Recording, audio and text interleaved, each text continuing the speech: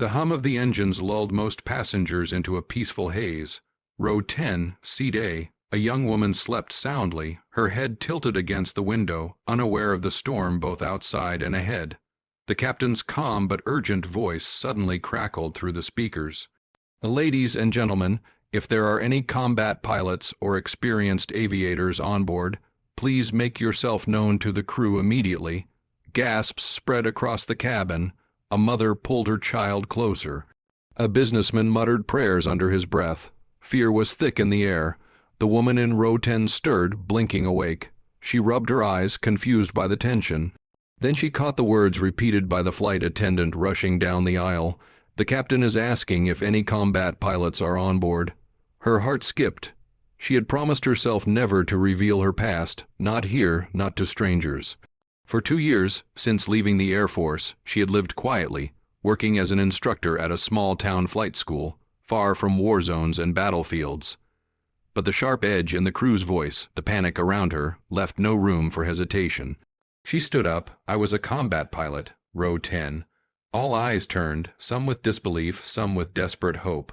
She felt dozens of strangers judging her. She was young, no uniform, just jeans and a sweatshirt. But when the flight attendant gripped her arm and whispered, "Please, we need you," the choice was already made. Inside the cockpit, the scene was dire. The captain was pale, sweating, one hand pressed against his chest. A medical emergency. His co-pilot, though skilled, was shaken and barely holding the plane steady through rough turbulence. "Can you fly?" he asked, voice cracking. She didn't answer with words. Sliding into the seat, her hands moved with muscle memory, checking gauges, scanning instruments, steadying the controls. The aircraft responded like an old friend she hadn't seen in years. Passengers outside felt the sudden shift. What had been a stomach, turning drop leveled into smoother flight. Whispers rippled, "She's flying it," that woman from row 10, but the real test was still ahead. Severe weather loomed, lightning flashing against the horizon. Air traffic control was rerouting them to a smaller regional airport, but the runway was narrow and the winds were fierce. Her co-pilot hesitated. "This isn't standard procedure." She cut him off, calm but firm. "War zones aren't standard either, trust me." As the plane dipped through clouds, she remembered something her squadron leader once told her. Courage isn't the absence of fear, it's doing what you must despite it.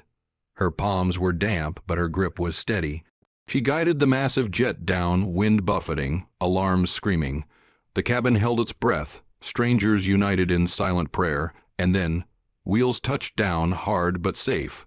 The cabin erupted in tears, cheers, and relieved laughter. When they finally taxied to a halt, paramedics rushed aboard to tend to the captain. The passengers, one by one, turned to her with gratitude. A little girl whispered, "You saved us." For a moment, she felt the weight of her past. Missions flown, comrades lost. But in those teary eyes looking up at her, she saw something different. Not war, but humanity. Later, as she stepped off the plane, reporters were already gathering, curious about the mysterious woman who had landed Flight 237. She only smiled softly and shook her head. "I was just in row 10, she said, "and I did what anyone would have done. But everyone who had been on that flight knew it wasn't just anyone, it was her. And sometimes heroes don't wear uniforms. Sometimes they're just passengers who choose to stand up when it matters most."